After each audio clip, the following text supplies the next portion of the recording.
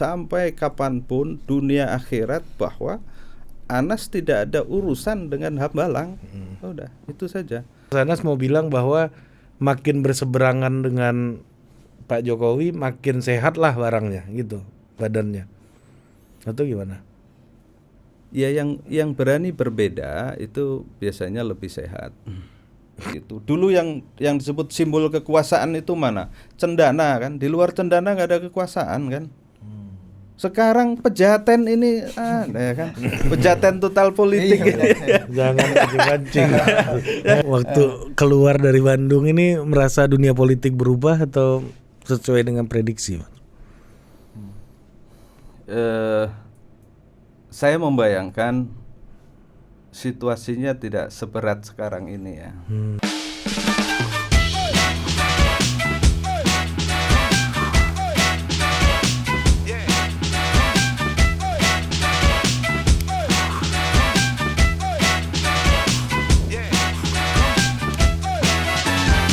Nah ini balik ke masa lalu lagi nih, Mas. Yang viral dari Mas Anas dan masih muncul di TikTok sekarang itu gantung Anas di Monas dulu, Mas. Iya. Nah ini gimana menjelaskan fakta itu? Belum dengan semua yang sudah terjadi, Mas. Ya kalau itu kan sebetulnya tidak perlu diulang-ulang, tetapi itu adalah penegasan ya, keyakinan lahir batin sampai kapanpun dunia akhirat bahwa Anas tidak ada urusan dengan Hambalang. Udah, itu saja. Itu mau diapa-apakan karena saya tahu diri saya dari A sampai Z ya sudah. Itu posisi saya, posisi lahir batin dunia akhirat. Nah, kira-kira begitu. Dan belum berubah. Tidak akan berubah. Bagaimana berubah? Kan tidak mungkin berubah. Meskipun ada fakta hukum yang mengatakan lain gitu, sampai Mas Anas fakta hukumnya pesantren Bandung ini kan. Fakta hukumnya kalau dibaca detail ya, justru mengatakan seperti apa yang saya katakan. Kalau dibaca detail ya, detail. Dan boleh gitu, maksudnya mengapa misalnya Pak Pasek misalnya jauh-jauh hari bilang ya kalau perlu diskusi terbuka, atau ada yang menyebut debat terbuka, bukan untuk membatalkan proses hukum yang sudah jalan, tetapi untuk melihat lagi dalam suasana yang hening, jernih, objektif ya, tanpa tekanan politik, tanpa tekanan opini, tanpa tekanan macam-macam, dibeber lagi di forum yang betul-betul terbuka, kemudian dinilai sebetulnya apa sih ini kan, sebetulnya kan itu intinya kan, dan itu kan tidak mungkin membatalkan proses hukum dan segala macam yang sudah dijalani itu tadi. Karena itu ya kalau mau dibahasakan sederhana, istilah saya secara hukum ya sudah inkrah kan, tetapi secara keadilan itu tidak inkrah, karena memang ini membelakangi keadilan itu. Sebetulnya penegasan itu saja. Penegasan itu ya, supaya lebih solid seperti sarung tenun mangga ini yang solid nih, adlibs dulu Mas Diki. Jadi kalau soal kualitas nih sarung mangga ini nggak perlu diragukan lagi, terbuat dari benang pilihan yang disesuaikan dengan kulit pria Indonesia. Nah, luar biasa. Kalau pria yang WNA mungkin agak gatal-gatal dikit, pria Indonesia agak cocok Mas. Ya memang harus udah punya paspor atau naturalisasi langsung pas. Ya, memang harus total begitu menjelaskannya. Dan itu masih kurang total sebenarnya. Harus diulangi lagi. Betul. Biasanya memuji-muji berlebihan ini Mas, karena jarang masuk produk ini kan.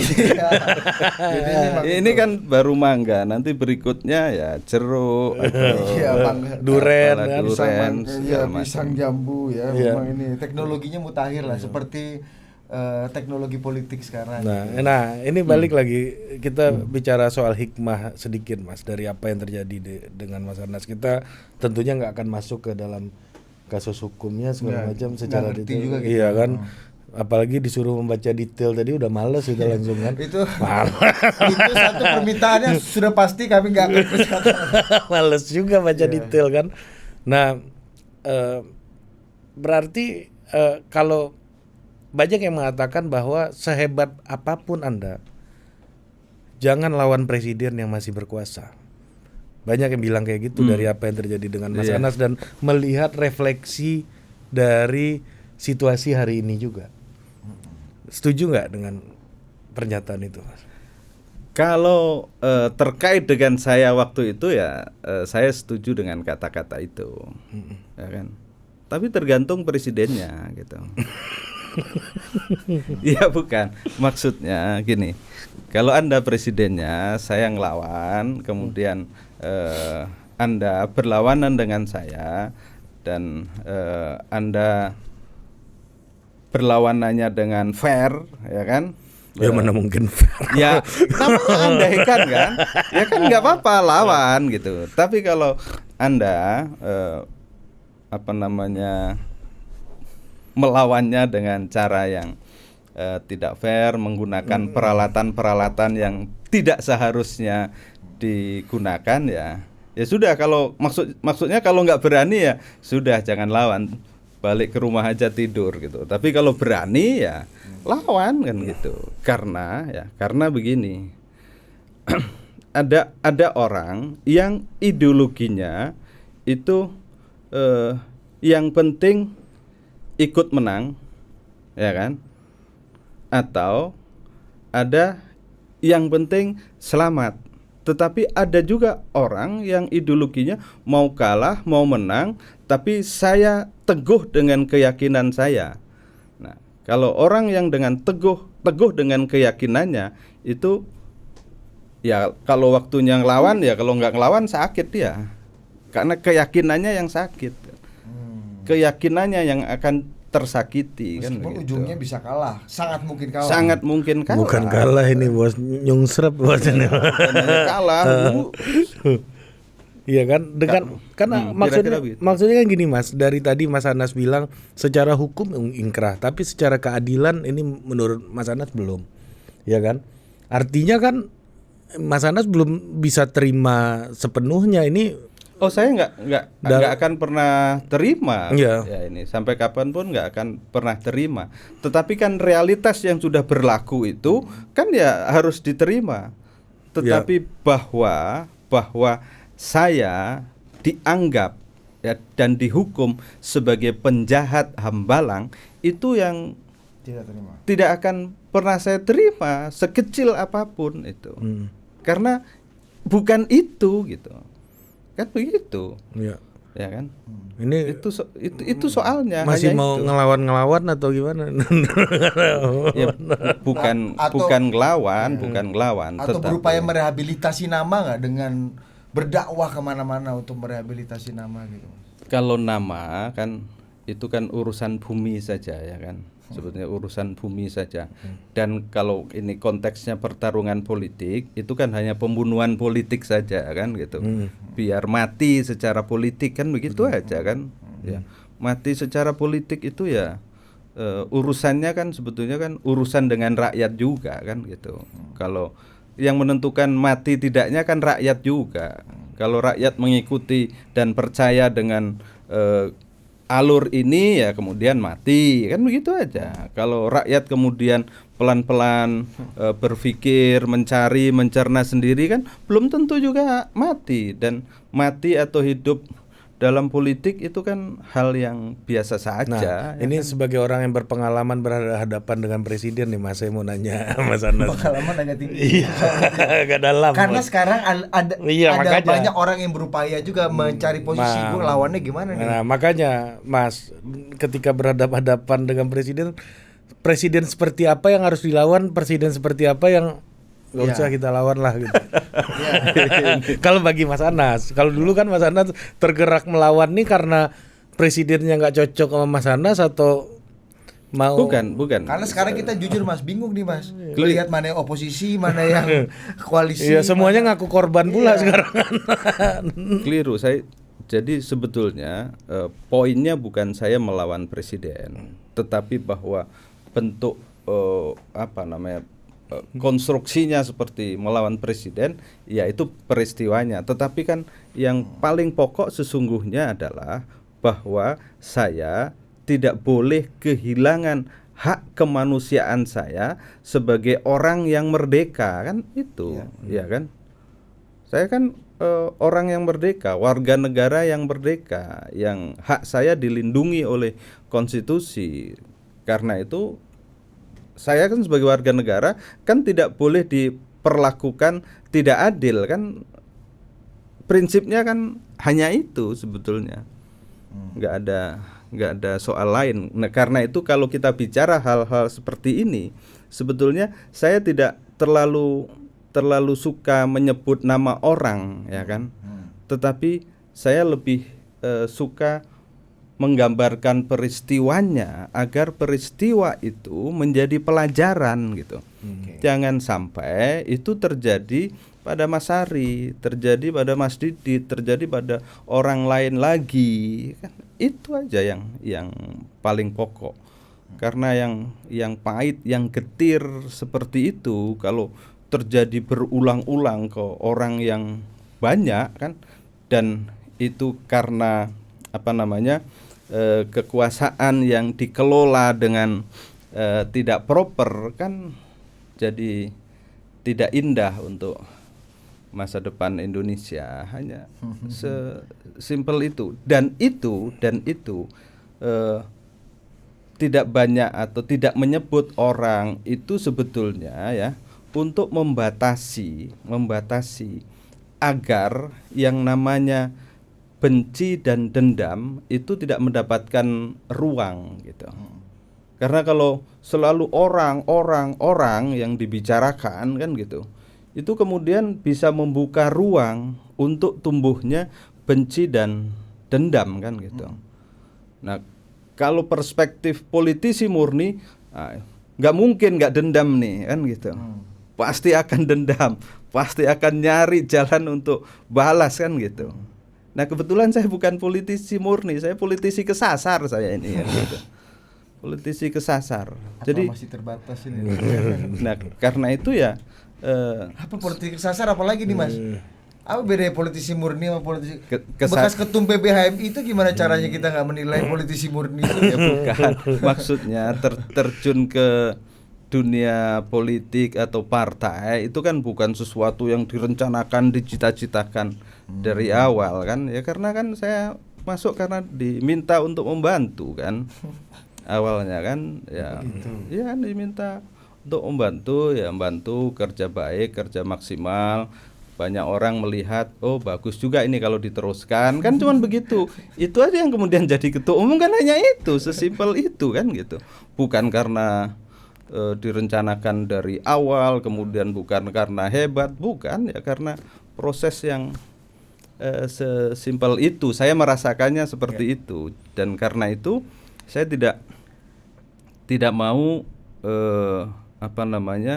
dipandu oleh, ya kalau kata Agim kan penyakit hati ya. Penyakit hati itu ya benci, dendam, ya itu kan mahal banget ongkosnya kan. Ya kalau soal politik, jabatan apa itu atribut ya. Kalau atribut itu sedang ada, kita kerjakan baik-baik. Kalau atribut itu sedang tidak ada, ya nggak apa-apa. Jangan nangis, jangan cengeng karena hilang atribut. Kalau orang kemudian kediriannya, eksistensinya, ya kan, berpangkal pada atributnya hilang, kemudian ya hilang kediriannya kan, ya terus dirinya itu apa? Dirinya atau atributnya kan begitu. Kan kira-kira sesimpel itu. Nah, kita belajar yang penting itu diri kita, bukan atribut kita. Atribut sih bisa pindah-pindah, bisa gonta-ganti, nggak ada kecuali sarung mangga ini nyaman terus Mas ya, itu sebagai atribut kita nih sebagai ya, masyarakat ini Indonesia. Sekurang-kurangnya dalam episode ini saya pakai ini terus. Sarung mangga nih atributnya apa? Mas, tapi Anda melihat saat ini berkaca dari pertanyaan Ari tadi, presiden mana yang kira-kira bisa kita lawan dan kayaknya kita harus ngalah aja deh. Anda melihat ada kegamangan nggak Mas dari para pelaku politik sekarang, peserta pilpres dan pemilu sekarang dalam memposisikan dia dengan Jokowi? Apakah melawan atau tidak, bersatu atau tidak, kita tim Jokowi atau berbeda, keberlanjutan atau perubahan? Kalau melihat jumlah partai koalisinya sih yang melawan sedikit sih ya. Ya makanya. Ada Mas Anas lihat ada kegamangan atau enggak atau gimana? Begini, kalau ini refleksi tentang ketua umum partai ya, contoh sederhana. Kalau Mas Didit ketua umum partai yang kondisinya fit, sehat, sempurna, ya kan, tidak ada potensi sakit di sebelah mana, nah Mas Didit cenderung akan berani mengambil posisi yang merdeka. Tapi kalau Mas Didit tahu persis bahwa saya ada penyakit di sebelah mana, ya Komorbid ini Mas ya. ya apalagi komorbid agak berat ya, ya udahlah ikut aja lah. Ya ini faktor-faktor seperti itu kadang-kadang menjadi bagian penting dalam proses yang menyertai kompetisi politik. Tapi kan bukannya dalam setiap era, setiap masa ya nggak ada partai yang betul-betul fit dan ketua umum partai betul-betul sehat, fit tanpa penyakit komorbid ini kan? Ya kadang-kadang yang rawat jalan juga banyak Mas. Ada juga, cuman ada satu episode yang kebetulan yang punya komorbid agak banyak kan begitu kan. Ya kan kadang kan ada episode yang yang punya komorbid cuman 1-2, tapi kalau pas kebetulan banyak kan ya panen ya. Ya agak, makanya Anda lihat sekarang agak mudah kan tanda petik mengorkestrasinya ya kan. Jadi itu kekuatan Pak Jokowi itu menurut Anda? Atau benar bahwa memang itu yang menjadi faktor kegamangan politik sekarang gitu? Anda lihat sekarang, tapi setuju nggak sih bahwa Anda lihat semua ini gamang gitu dalam memposisikan diri sekarang nih Mas sekarang? Ya simpel aja, kalau pagi-pagi mau muter di GBK, kalau kurang fit kan mikir-mikir kan, mending cari ketoprak sarapan di situ kan daripada muter 5 kilo di situ. Ya enggak, Mas Ari ya? Benar. Cocok dia kalau ketoprak ini langsung setuju Mas. Ya kurang lebih begitulah. Yaitu ketoprak ini bukan politik, tetapi kan bisa jadi menjadi gambaran secara umum. Mas Anas mau bilang bahwa makin berseberangan dengan Pak Jokowi makin sehat lah barangnya gitu, badannya, atau gimana?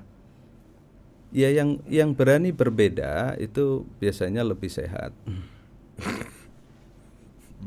Biasanya lebih sehat. Ya tingkat kesehatannya seperti apa ya harus diperiksa teliti di lab ya. Tapi lebih sehat ya. Sehat belum tentu. ya lebih sehat lah ya kan. Ya kira-kira begitulah mau dibilang apa. Ini bukan cara-cara alat tadi kontrol kegamangan, penyakit apa segala macam mengontrol. Atau emang penyakitnya aja yang beda. Emang sakitnya emang beda. Iya itu kan secara umum sebetulnya kan cara kekuasaan bekerja ya sebetulnya kan prinsip dasarnya begitu, bagaimana kekuasaan diakumulasi, bagaimana kekuasaan bisa diperpanjang, diperbesar, bagaimana titik-titik kekuasaan mana yang bisa dikonsolidasi segala macam kan nggak jauh dari itu kan sebetulnya. Nah ini pertanyaan lagi nih Mas. Dulu Mas Anas berhadap-hadapan itu dalam situasi Mas Anas tahu badan sehat, atau baru tahu kalau ada komorbid jangan lawan itu setelah setelah melawan itu. Saya tahu badan saya sehat. Kalau saya tahu badan saya nggak sehat, saya nggak mungkin lah, ya kan? Nggak mungkin anak kecil berantem tanda petik dengan presiden, sementara anak kecil itu tahu badannya komorbid kan. Oh ini bukan hikmah ya, tapi memang Tahu diri. udah tahu dari awal ya. Ya artinya kalau prosesnya itu normal, wajar, patut, ya saya nggak akan mengalami kejadian ini. Sudah, prinsipnya gitu aja. Bahkan badan sehat pun bisa remuk juga ngelawan presiden nih. Bisa.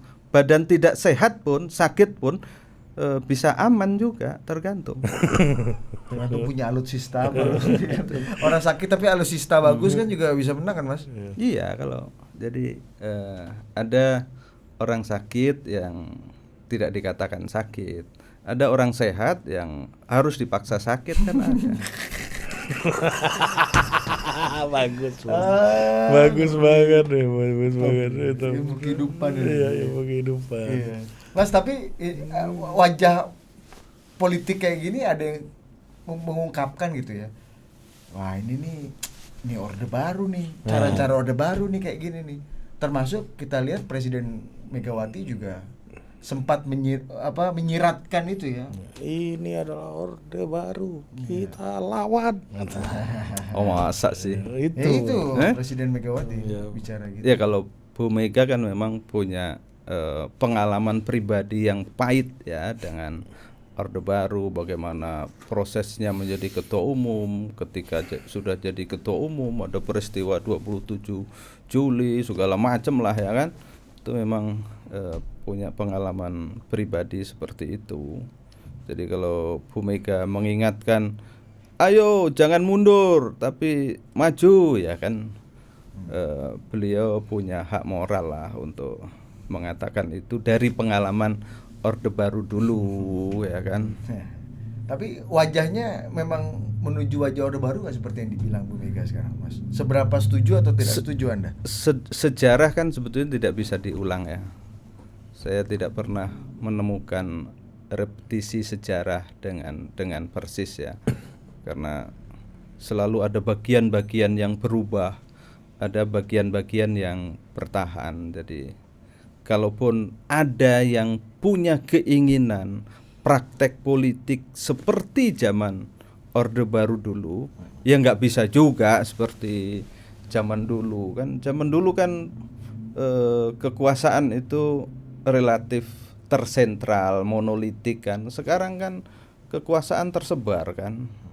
Sekurang-kurangnya untuk memanage itu ya nggak bisa seperti itu. Dulu yang disebut simbol kekuasaan itu mana? Cendana kan. Di luar cendana nggak ada kekuasaan kan.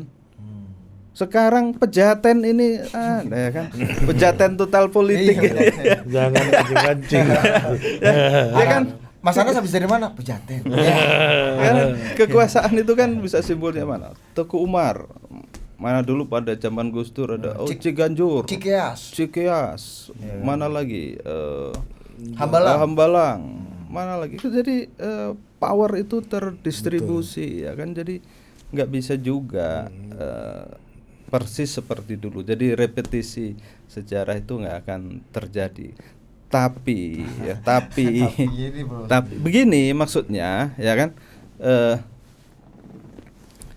Hukum besi kekuasaan ya kan, hukum besi kekuasaan itu ya seperti zaman orde lama, orde baru ya kan, reformasi atau pasca reformasi apapun, ada elemen yang sama kan gitu. Elemen yang sama itu apa?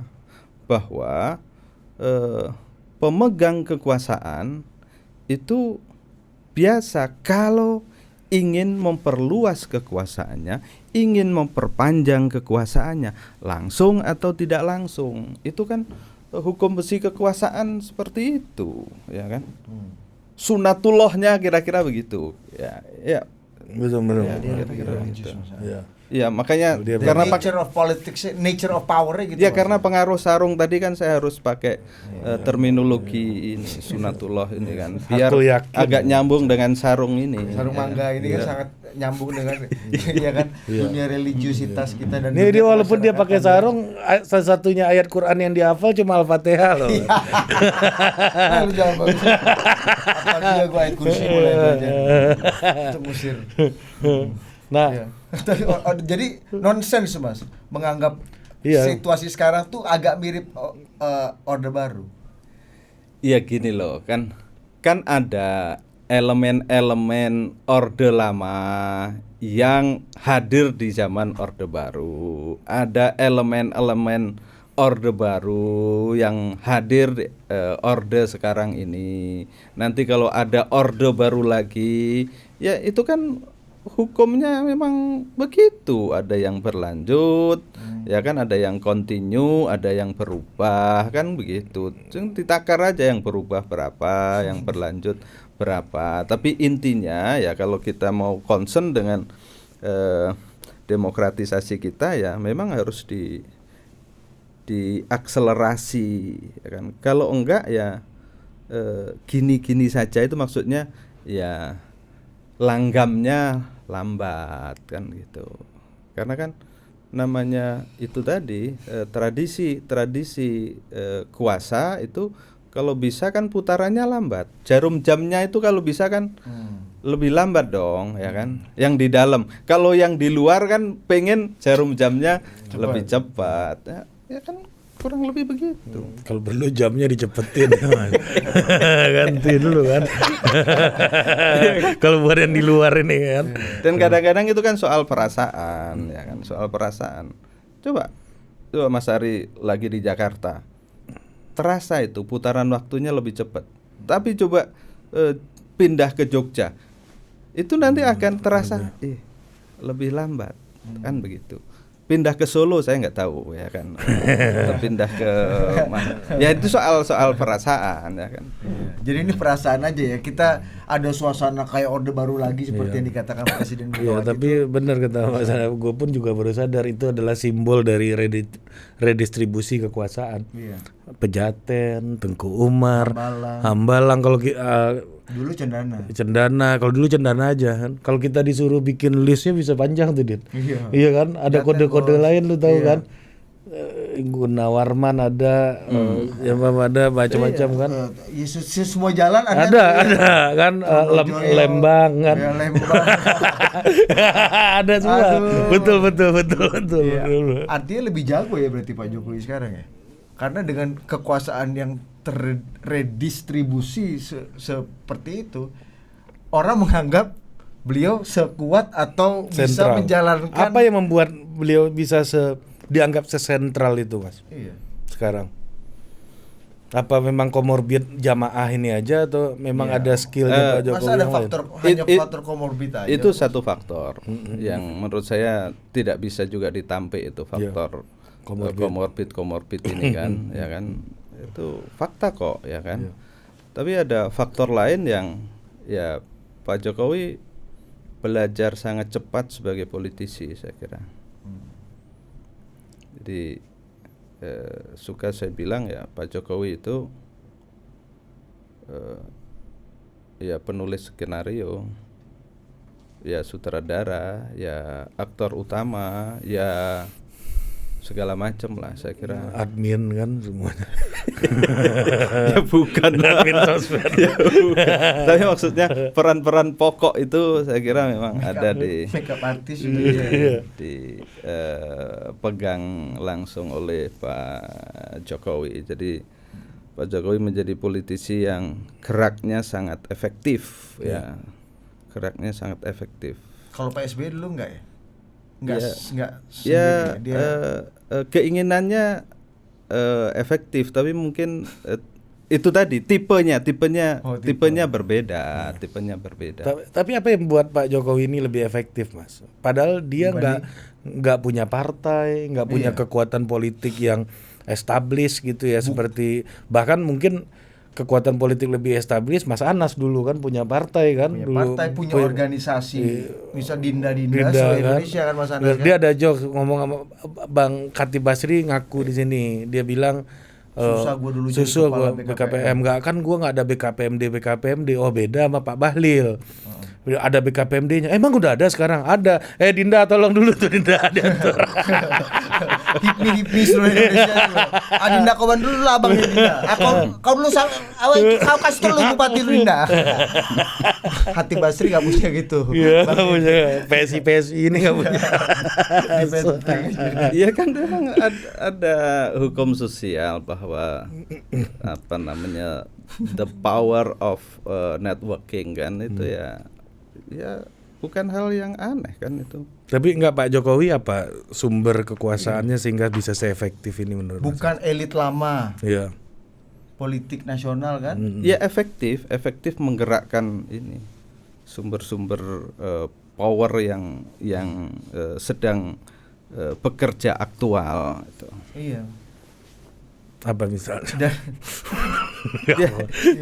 Ya sudah nggak usah dijelaskan. Orang udah tahu kok. Dijelaskan lagi. Apanya ya kan? Itu pengalaman dari kepala daerah kayaknya Mas ya. Pokoknya terampil lah. Pak Jokowi itu sangat terampil di lapangan dari segi praksis, eksekusi. Terampil, sangat terampil. Dan itu mendisrupsi politik kekuasaan kita ya Mas ya. Sampai wajahnya kemudian dia muncul varian baru nih, seperti variabel baru seperti Pak Jokowi ini gitu. Ya ini tanda petik gaya pemimpin baru lah ya, gaya presiden baru yang agak beda dengan sebelumnya. Itu bagian dari realitas sejarah kepemimpinan kita. Ya. Kalau PKN ini mencoba masuk ke partai ini ya. PKN ini mencoba menjadi varian baru atau meneruskan tradisi lama juga nih Mas dalam peta menuju 2024 ini. Ya PKN kan partai baru. Semangatnya ingin membangun tradisi baru partai politik kan gitu. Tradisi yang kita anggap tradisi lama yang kurang punya daya dukung bagi perkembangan dan kemajuan demokrasi ya kami tidak kerjakan. Kami ingin ya merintis menjadi partai yang partai modern yang menjadi tenaga demokrasi itu seperti apa, kira-kira seperti itu, tanpa abai terhadap keunggulan lama kita ya sejak zaman sejarah dulu itu, spiritnya ya kan, saripatinya seperti apa, sesimpel itu. Jadi memang ini rintisan awal dan targetnya jangka panjang bukan jangka pendek ini. Karena kalau jangka pendek nggak mungkin bangun tradisi baru. Kalau jangka pendek ya untuk berhasil kan harus pakai gaya lama. Apa?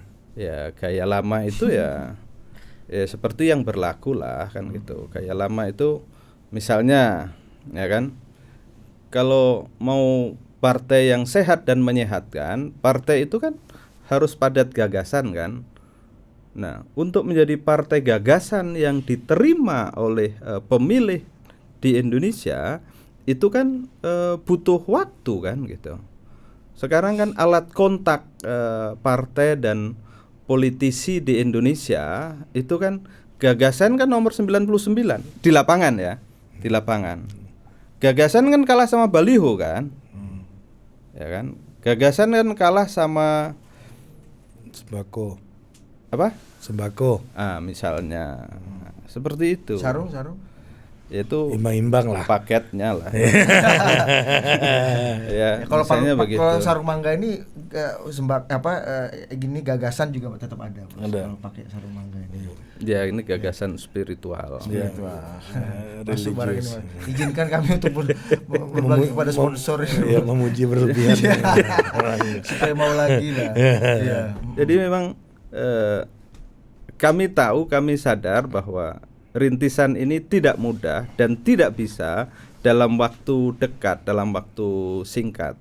Makanya saya sering ibaratkan ke teman-teman yang paling ekstrim, PKN ini seperti menanam pohon jati, itu yang paling ekstrim.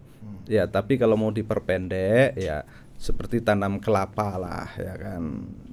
Tanam kelapa itu ya jangan berharap 4 bulan berbuah kan, ya kan, kira-kira begitu. Jangan berharap 2 hari berbuah, ya kan, ya dong, ya kan, butuh waktu, butuh proses, butuh ketekunan, butuh keuletan, butuh persistensi, butuh, ya itulah menurut saya tradisi perjuangan politik itu ya.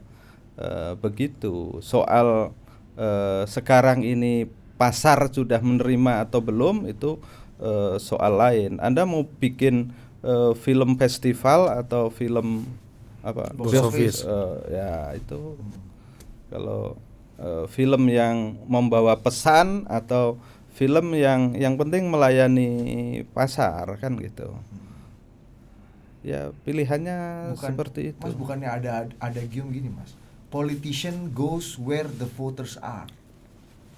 Jadi ya politik ini harus berjalan, bergerak dan menfulfill apa yang diinginkan market. Iya, kalau bahasa marketing ini market driven. Kalau mau menang dalam politik dan ya makanya definisi menang itu apa? Ya kan? Ya memang tidak bisa hitam putih. Bukan berarti PKN itu abai terhadap realitas demografi politik kita, ya kan? PKN juga membaca realitas demografi politik itu dan berusaha sekeras mungkin untuk mengkomunikasikan profilnya, calegnya, gagasannya seperti apa. Tetapi kan kami tahu sebagai partai yang paling muda itu untuk menabrak tembok yang sudah mapan-mapan itu kan tidak mungkin juga, kecuali ya punya fasilitas khusus kan gitu. Ya kan PKN kan tidak punya fasilitas khusus, beda dengan partai baru yang lain kan, ada yang punya fasilitas khusus kan apa, gitu. Misalnya Mas fasilitas khusus. Ya, kalau PKN yang ya pokoknya umum aja, nggak ada fasilitas khusus tuh misalnya apa? Ya ada lah, kalau itu kan, ya ada lah. Ya kan udah jelas karena ada fasilitas khusus, jalur khusus, ya kan. Ya kekhususan lah ya. Ya, tapi itu realitas di lapangan, itu yang saya katakan ke teman-teman pengurus dan kader bahwa realitas itu yang menjadi titik pijak PKN. Nggak boleh cengeng, nggak boleh juga overconfident, tapi juga nggak boleh pesimis. Pokoknya kerja setia dengan platform dan gagasannya, dan namanya partai itu jangan dibayangkan seperti tanam padi, tanam kacang, tanam jagung yang akan panen 120 hari, ya kan, 115 hari. Tapi ya sekurang-kurangnya seperti kelapa lah, atau kelapa sawit kan 3 tahun, 4 tahun, 5 tahun, ya kan, atau duren 5 tahun, ya kan, atau kelapa biasa itu ya 5 tahun. Fasih juga di bidang pertanian Mas Andi. Agrikultur. Tapi ya, misalnya gimana perasaan PKN nih dapat nomor 9 nih? Oh iya ya. Ya kalau kata Pak Pasek itu ya kehendak semesta. Pasek, ya kan? Bukan jalur khusus tadi, apa tadi? Jalur khusus. Pesan gitu, pesan nomor, pesan ke KPU ya, enggak lah. Kan nomor ada juga yang bisa dipesan kan. Ya, kalau itu nomor buntut ya kan. Ya, tapi yang menentukan partai itu pasti bukan nomornya ya. Tetapi bahwa nomor itu kadang punya daya magis untuk menggerakkan ya, punya kekuatan psikologis untuk makin menggerakkan, iya. Tapi kalau partai berpikir sukses atau tidak suksesnya karena nomornya berapa ya kan, itu bukan partai tapi kumpulan para dukun kan. Nomor 7 Gelora, 8 PK 7 tuh Gelora, Gelora. 8 PKS dekat kan, 9 PKN 9 PKN ya kan, Partai Demokrat 14 9 ya, ini kan 14 Partai Demokrat ya? Iya, nggak tahu deh. Kayaknya iya ya. Iya 14 iya. ya. Kalau suruh tukeran mau nggak Mas sama Partai Demokrat? Habis 14. Ya itu serahkan Pak Pasek sama Pak SBY lah. Kalau deal sih nggak apa-apa ya, monggo aja kan. Nah ini, What's in the ini number? pertanyaan terakhir Mas. Ini dari yang tarung sekarang ini, waktu Mas Anas jadi ketua umum pernah ketemu nggak Mas orang-orangnya? Semuanya kan kenal pribadi lah saya kan. Mas Gibran juga. Kecuali Mas Gibran saya belum pernah ya. Belum, artinya pernah ketemu tapi belum pernah kenal pribadi. Belum pernah bergaul maksudnya, bergaul dalam relasi pribadi yang intens. Kalau dengan Mas Anies, dengan Caimin, dengan Mas Ganjar, dengan Prof Mahfud, dengan Pak Prabowo kan memang sudah biasa dalam pergaulan sejak akhir tahun 90-an kan itu kan. Kalau Mas Gibran kan memang generasi yang beda kan, generasi yang baru muncul belakangan. Nggak pernah jadi dinda pula Mas Gibran dengan Dit ya. Ya kan? Iya ya. Nggak pernah dinda siapa? Ya Ananda lah. Ananda. Kalau kata sini Ananda lebih betul. Ini urut kacangnya panjang juga kan. Perdindaan. Tunggu abang bosan dulu baru bisa naik kan. Kalau abang masih Iya. aktif. Iya. Jarum jam lama betul nih kan. Jadi dinda ini lebih lama kan. Tapi kalau sebenarnya kalau jalur-jalur kan ini ya Mas Anies itu jalur aktivis sekaligus kampus misalnya kan. Caimin jalur aktivis lah ya kan. Ya. Jalur aktivis, kemudian politisi lah ya. Mas Ganjar ya jalur Aktivis. aktivis politisi, Pak Mahfud jalur aktivis dan kampus ya kan. Pak Prabowo jalur tentara, Mas Gibran ya jalur muda ya kan. Jalur kepala daerah juga ya kan. Muda apa mudah? Ya, Muda kan? muda dan muda. Iya kan? Kan dalam narasinya muda itu yang kemudian dibuka kemudahannya kan untuk yang muda, dan biarkan itu jadi percakapan publik yang sehat. Ada percakapan sekeras apapun dalam konteks itu kan bagian dari pendewasaan politik rakyat. Mas AHY punya spek untuk seharusnya ada di kertas suara kali ini nggak, Mas Anas? Iya, kemarin kan hampir kan. Kan kalau kata orang kan lebih baik hampir kalah daripada hampir menang ini kan Mas. Ya tapi kan hampirnya kalau kita lihat ini ya peristiwa ya, hampirnya Mas AHY itu kan nggak setipis hampirnya Pak Mahfud 5 tahun lalu. Iya dong. Iya kan? Betul. Iya kan? Mantau juga Mas Anas ternyata 5 tahun yang lalu ya. Ya bukan. Ya itu kan cerita Pak Mahfud ya kan. Dan artinya kan Ya, artinya mantau. ya kan 5 tahun kemudian Pak Mahfud kan tidak seperti itu jalannya kan. Ya makanya itu berbagai jalan itu ya variatif ya kan gitu. Ada yang lebih dekat ya daripada Mas AHY ya. Jadi Mas AHY nggak perlu kecil-kecil hati banget nggak jadi masuk gitu. Ya lebih tragis dan dramatis. Ya artinya sampai kan, bajunya dititip. Kan nggak terlalu tipis juga karena kan yang ada kan baru surat itu ya, yang surat dari apa Mas Anies itu ya. Oh iya, yang cuma ditunjukkan ya. Itu kan itu kan nggak terlalu tipis sebetulnya kan, itu agak tebal lah ya, masih agak tebal karena kan masih harus menjadi hasil perundingan politik koalisi. Para tanda petik para pemilik partai calon peserta koalisi kan ya, karena kan faktanya kan Anies Baswedan bukan penentu kebijakan di partai. Iya dong, betul. Iya kan pengantin